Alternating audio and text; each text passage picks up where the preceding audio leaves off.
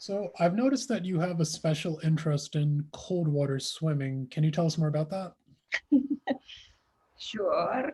Only if you come swimming also. Definitely. Okay, blackmail.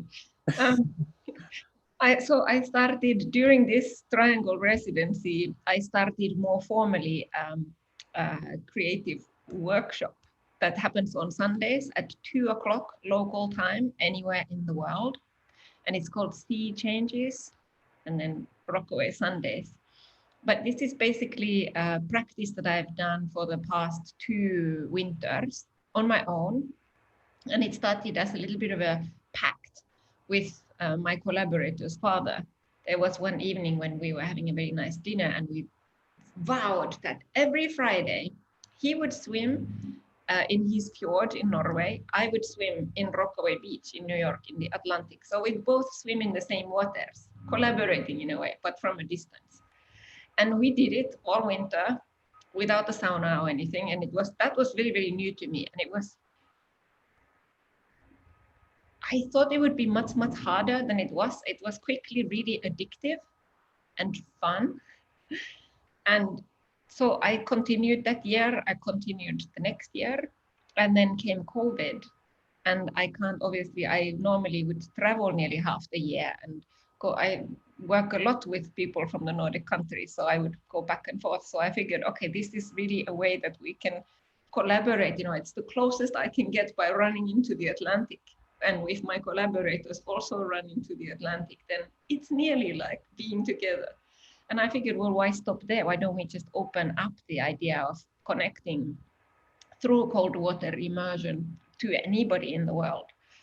So that's basically what happened. So now we have at least 19 people are coming to swim in the Rockaways from my neighborhood. People who have told me that, oh, I'm from Florida, I'm not doing this. So yeah, and it's so good. It's unbelievably invigorating. It is a really cheap way to build courage and a great way to build community just by doing something together. It's safe, you can be outside. I mean, obviously cold water swimming has risks. And this is why I always say that anybody who comes, you absorb your own, you know your limits and abilities, and there's not really any rules to it. I say, like, go in, see how you feel. Whenever you feel like you want to get out, get out.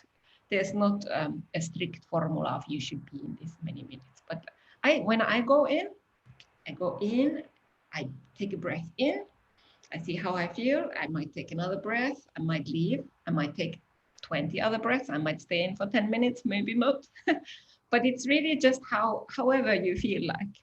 And yeah, it is unbelievably invigorating, and you get like a big endorphin adrenaline high from after that. And I haven't had a flu in a couple of years.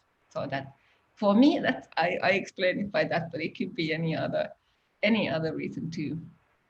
But yeah, it's a good way to push your personal limits and to kind of connect with the elements too. Because the only thing that ever cancels our workshops is intense waves, or if you feel like the ocean doesn't look safe for you to swim, or your lake or wherever you are swimming.